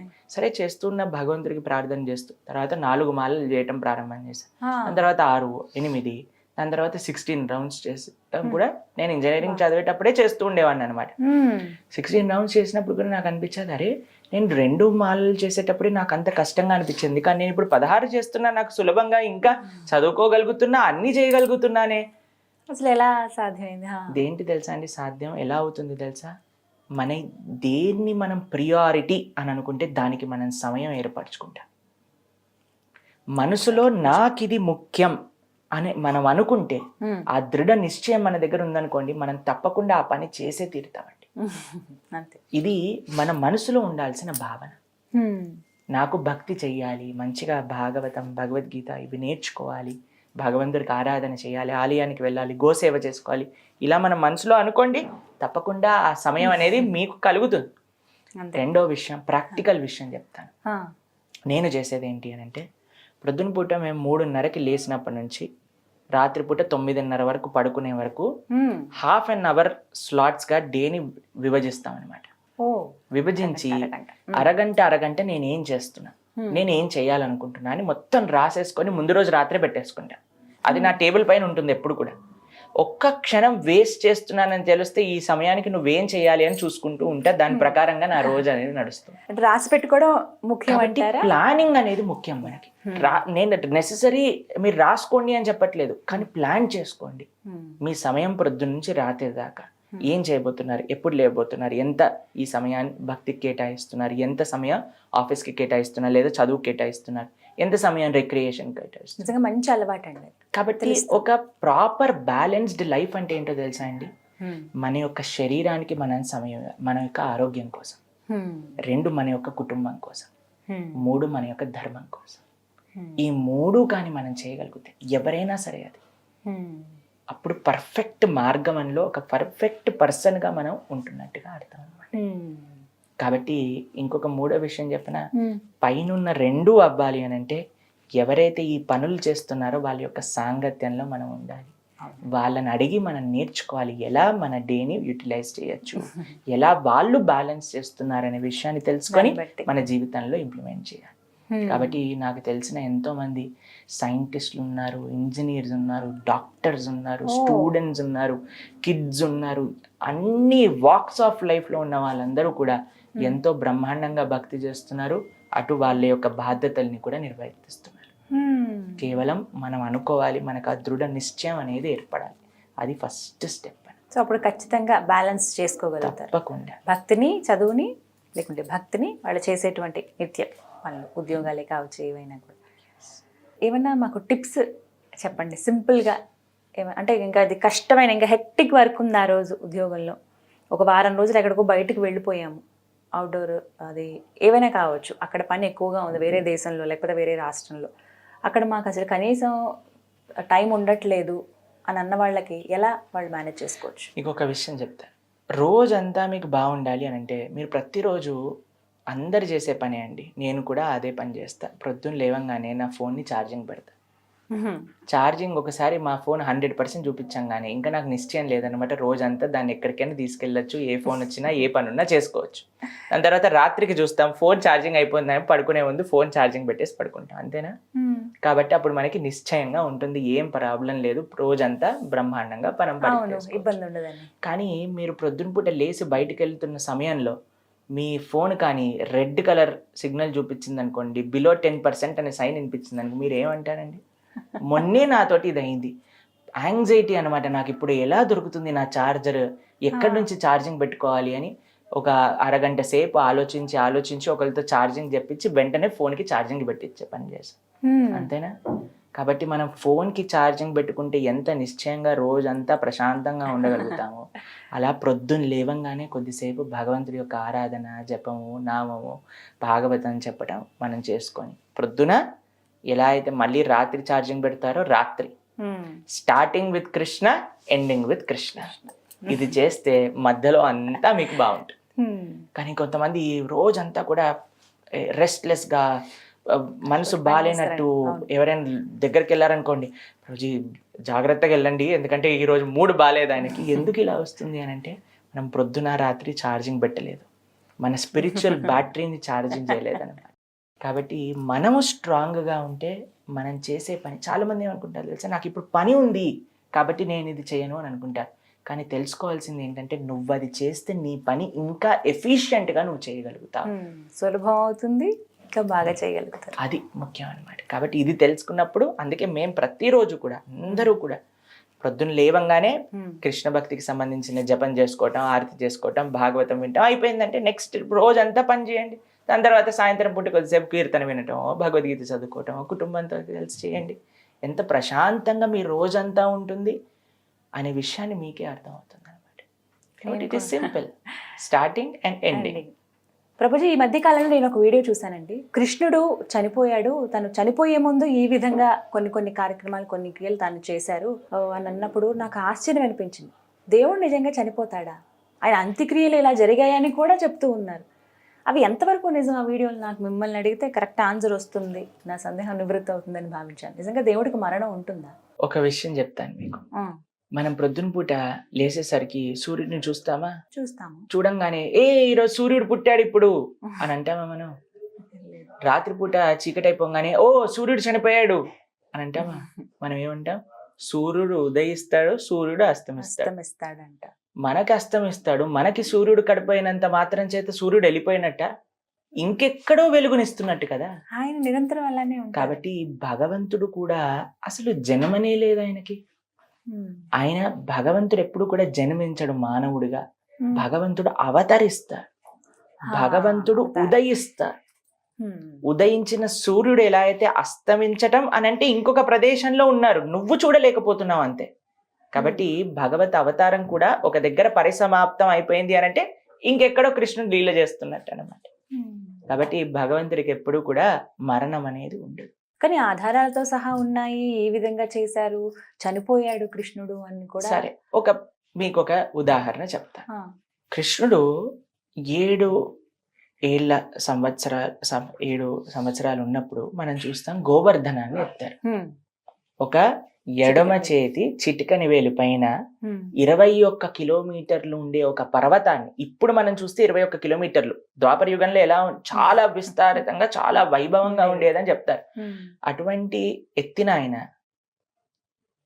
మనకి ఒక చిన్న, మనం అప్పుడప్పుడు వింటుంటాం కదండి, ల్యాండ్ స్లైడ్ అయిపోయిందండి, లారీలు కార్లన్నీ కూడా చట్నీ అయిపోయాయి, ఆ రాళ్ళు పడిగా అని వింటూ ఉంటారు మీరు, అవును. న్యూస్లలో వస్తూ ఉంటుంది. అవును. ఆ హిమాలయాల ప్రాంతాల్లో రాళ్ళు ఒక రాయి పడితేనే మనిషి పోతాడు, అటువంటిది ఒక పర్వతాన్ని ఎత్తిన కృష్ణుడికి ఆ రోజు ఏం కాలేదు 7 సంవత్సరాల వయసులో ఉన్నప్పుడు. తాను మథురకెళ్ళి మథుర నుంచి చదువుకోవడానికి సాందీపని ముని ఆశ్రమానికి వెళ్ళినప్పుడు గురు దక్షిణగా మీకేం కావాలి అని అంటే చనిపోయిన నా కుమారుడు కావాలి అని అడిగితే యమధర్మరాజు దగ్గరికి వెళ్ళి చనిపోయిన గురుపుత్రుడిని తీసుకొచ్చి గురువు గారికి దక్షిణగా ఇచ్చారు ఆయన. మూడవది మనం లాస్ట్ టైం కూడా చెప్పుకున్నాం, ప్రహసన అనే ఒక పర్వతం పై నుంచి జరాసంధుడు యుద్ధం చేసినప్పుడు కృష్ణ బలరాములు ఇద్దరు కూడా ఎన్ని యోజనాలు విస్తీర్ణం ఉన్న పర్వతం పైన నుంచి దూకితే ఆయనకి చిన్న ఫ్రాక్చర్ కూడా అవ్వలేదు. యమలోకానికి వెళ్ళారు, బలి మహారాజ్ దగ్గరికి వెళ్ళారు, విష్ణుమూర్తి దగ్గరికి వెళ్ళారు వైకుంఠంలో. ఎక్కడికి వెళ్ళినా సరే ఆయనకి ఏం కాలేదు. అన్ని ముల్లోకాల్ని జయించిన ఒక కృష్ణుడు జరా అనే ఒక వేటగాడు తన యొక్క పాదంలో బాణాన్ని వేయటం చేత చనిపోయారు అని అంటే, ఇప్పుడు కృష్ణుడి వరకు వెళ్ళొద్దండి, మన కాల్లో ముళ్ళు గుచ్చుకున్నా, మన కాల్లో ఒక బాణం తలిగినా, మన కాల్లో ఒక బుల్లెట్ దిగినా ఎవరైనా చనిపోతారు అని మనం చెప్పగలుగుతామండి? లేదు. అంతెందుకండి, మన సినిమాలలో మన సీరియళ్లలో ఈ గన్ పాయింట్ లో బుల్లెట్ దిగినా సరే వాళ్ళు ఇలా ఇలా ప్రార్థన చేసేసరికి వాళ్ళు వచ్చి కొద్దిగా ప్రేమ చూపించే ఐసీయూలోకి వెంటనే ఇట్లా లేచి కూర్చుంటారు. చూడలేదా మనం ఎన్ని సినిమాలలో, ఇక్కడ నుంచి బుల్లెట్ దిగినా ఇక్కడ నుంచి బుల్లెట్ దిగినా వాళ్ళు లేచేస్తారనమాట. అవును. అంటే మనం చెప్పినంత ఫాస్ట్ గా లేవరనుకోండి, ఒక 2-3 years అవుతుంది వాళ్ళు లేవడానికి. కాబట్టి ఎవ్రీ వీకెండ్ లేస్తున్నట్టు చూపిస్తారు కానీ లేవరు. ఒక 2-3 సంవత్సరాలు వాళ్ళు టైం తీసుకుంటారు కానీ లేస్తున్నారే. అలాంటిది మనం ఎన్ని కేసులు వింటామండి, ఎంత కాంప్లికేటెడ్ గా ఉన్నా. ఒక దేశంలో భూకంపం వచ్చినప్పుడు ఒక చిన్న పిల్ల 6 నెలల వయసు ఉండే 4-5 రోజులు కింద చిక్కుకుపోయినా సరే తీసినా సరే ప్రాణం ఉంది. ఇంత ఘోర విపత్కర పరిస్థితిలో నుంచి ఒక మానవ మాత్రుడు బయటకు వచ్చేసాడు. ఒక చిన్న బాణం పాదాల నుంచి తీసినాక కృష్ణుడు చనిపోయాడు అని చెప్తే ఎంత ఇల్లాజికల్ చెప్పండి. కాబట్టి భగవంతుడికి ఎలా అయితే మనలాంటి జన్మ లేదో మనలాంటి మరణము కూడా భగవంతుడికి లేదు. భగవంతుడికి అవతారం తీసుకుంటారు, అవతార పరిసమాప్తి చేస్తారు. కృష్ణుడి గురించి మనందరికి అసలు కృష్ణుడు ఉన్నాడు అని తెలిసేది మన శాస్త్రం నుంచే కదండి. మీకు కాకుండా ఎక్కడి నుంచి అని తెలుస్తా? ఈ మధ్యలో మనం ఇంటర్నెట్ నుంచి తెలుసుకుంటున్నాం కానీ అది మనం చేసేద్దాం. శాస్త్రాన్ని అధ్యయనం చేసినప్పుడు భాగవతంలో మనం లాస్ట్ టైం కూడా చెప్పుకున్నాం, ఉద్ధవుడు కృష్ణుడి యొక్క సంవాదంలో ఏం రాసింది తెలుసా? ఆ జరా అనే బోయవాడు ఆ యొక్క బాణాన్ని వేస్తారు, వెంటనే పరిగెత్తుకుంటూ వచ్చి కృష్ణుడికి ప్రణామం చేస్తారు. ఆయన, అయ్యా నీ పైన బాణం వేసేసాను తెలియక, ముల్లోకాల్ని జగన్నాథుడివి నువ్వు, నీ పైన బాణం వేశానంటే భగవంతుడు ఏమంటారు తెలుసా? ఏం పర్వాలేదు, నువ్వు నా చెప్పిన విధంగా నేను అనుకున్నదే నువ్వు చేశావు కాబట్టి నువ్వు ఇప్పుడు వైకుంఠానికి వెళ్ళిపో అని అంటే ఆయన 3 సార్లు ప్రదక్షిణ చేసి వైకుంఠానికి వెళ్ళిపోతాడు. బాణం వేసిన వాడు, బాణం తగిలిన వాడు చనిపోతాడా? ఎంత విశేషం చూడండి అసలు ఎలా మాట్లాడతారు జనాలు. కాబట్టి ఆయనకి బాణం తలుగుతుంది, అయినా సరే దాని వల్ల ఏం జరగదు ఆయనకి. తర్వాత ఏం జరిగింది? అందరు దేవతలు వచ్చి మొత్తం ట్రాఫిక్ జామ్ ఏర్పడిపోతుంది అనమాట ఆకాశంలో. అందరు దేవతలు విమానాలు పుయ్యి అని హారన్ కొడుతున్నారు, మేం కృష్ణుని చూడాలి, మేం కృష్ణుని చూడాలి అని. అందరూ బ్రహ్మాది, రుద్ర, ఇంద్ర, వరుణ, వాయు, చంద్ర, కుబేర అందరు దేవతలు కూడా ఉంటారనమాట. అయ్యా మా కోసం నువ్వు ఈ ప్రపంచంలో అవతరించావు, మా అందరిని కాపాడడానికి, ఈ శిక్షణ చేసి మమ్మల్ని అందరినీ రక్షించడానికి నువ్వు వచ్చావు. నువ్వు ఇప్పుడు వెళ్ళిపోవడానికి భగవంతుడి సంకల్పం చేసేసుకున్నారు. అప్పుడు అందరూ కూడా తమ కృతజ్ఞత వ్యక్తం చేస్తూ పుష్పవృష్టిని కురిపిస్తారనమాట భగవంతుడి పైన. అప్పుడు భగవంతుడు అందరినీ చూస్తే నవ్వుతో, అందరినీ చూస్తూ, తన భక్తులను అందరినీ చూస్తూ నవ్వుతో, భాగవతం ఎక్కడ కూడా కృష్ణుడు చనిపోయారు, ఆయనకు అంత్యక్రియలు చేశారు ఇవన్నీ ఏం చెప్పదండి. ఆయన శరీరంతో ఆయన కృష్ణ స్వదాగోపకతే, ఆయన యొక్క స్వధామం అంటే గోలోక బృందావనానికి చేరుకున్నారు శరీరంతో సహా. శరీరాన్ని వదిలేసి కాదు, శరీరమే లేనప్పుడు ఇంకా అంతిమ సంస్కారాలు ఎక్కడున్నాయండి? కాబట్టి మనకి వేరు, మనం ఆత్మ దాల్చి శరీరం. వాచాంసి జీర్ణాన్ని యథా విహాయ. ఒక కుర్తా నాది చినిగిపోయింది అనుకోండి, ఈ కుర్తా తీసి కొత్త కుర్తా వేసుకుంటాం. అలా ఆత్మకే మరణం లేదు. ఆత్మని సృష్టించిన వాడు చనిపోతాడంటే ఎలా నమ్ముతాను చెప్పండి? మనం శరీరాలను మారుస్తూ ఉన్నాం కానీ ఆత్మ ఎప్పటికీ ఉంటుంది, ఆత్మని చంపలేదు.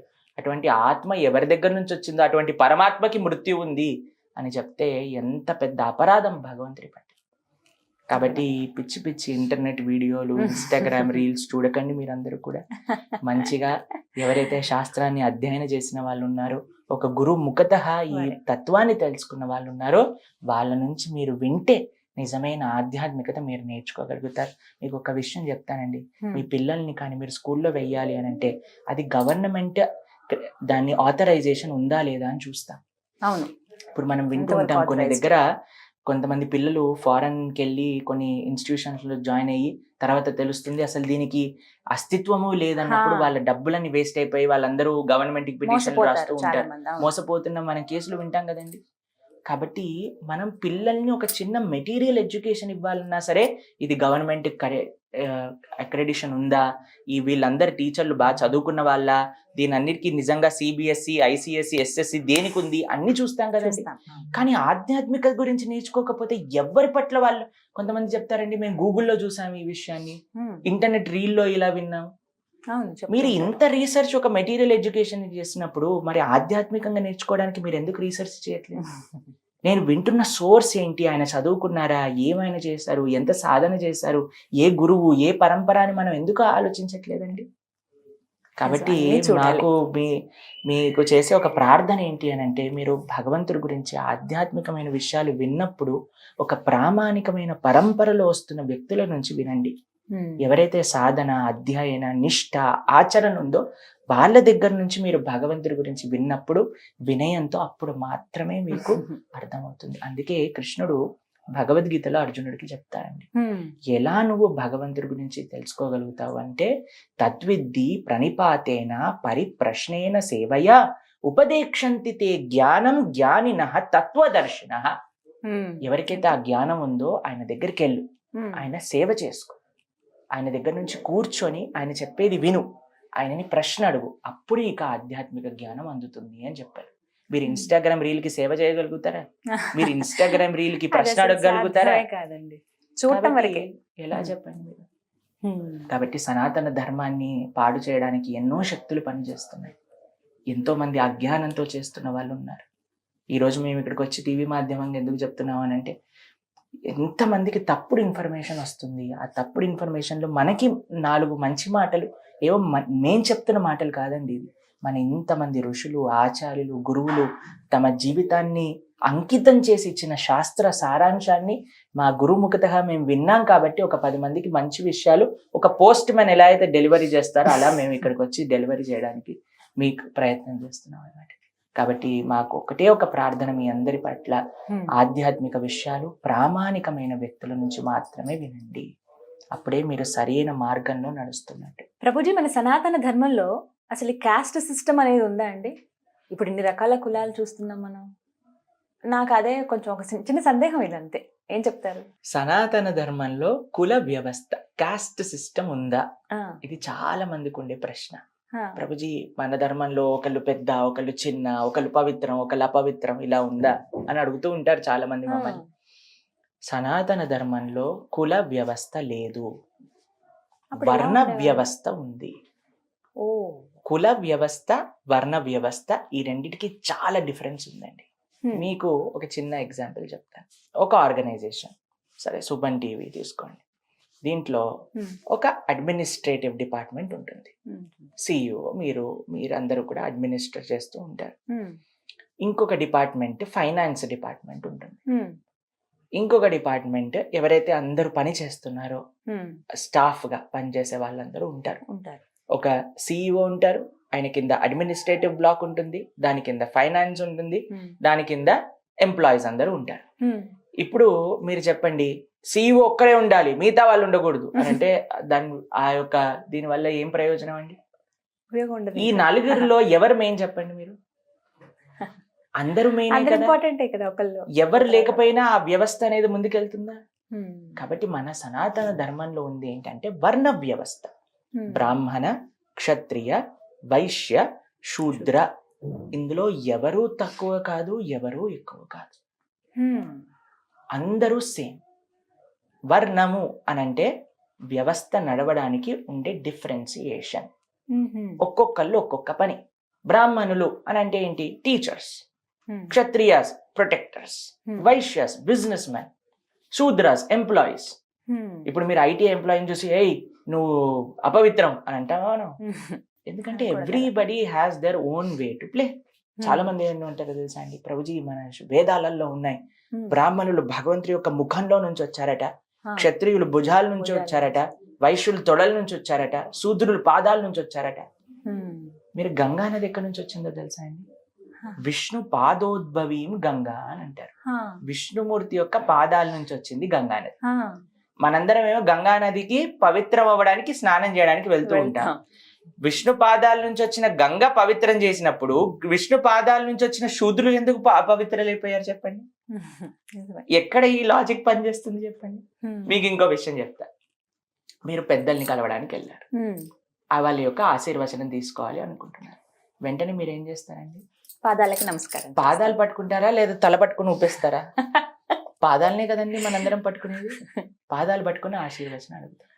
భగవంతుని కూడా సమాశ్రితాయై పద పల్లవప్లవం, స్వామి నీ యొక్క పాదాలని ఆశ్రయించ, మన శిరస్సు పైన కృష్ణుడి యొక్క పాదాలని మనం ధరిస్తాం.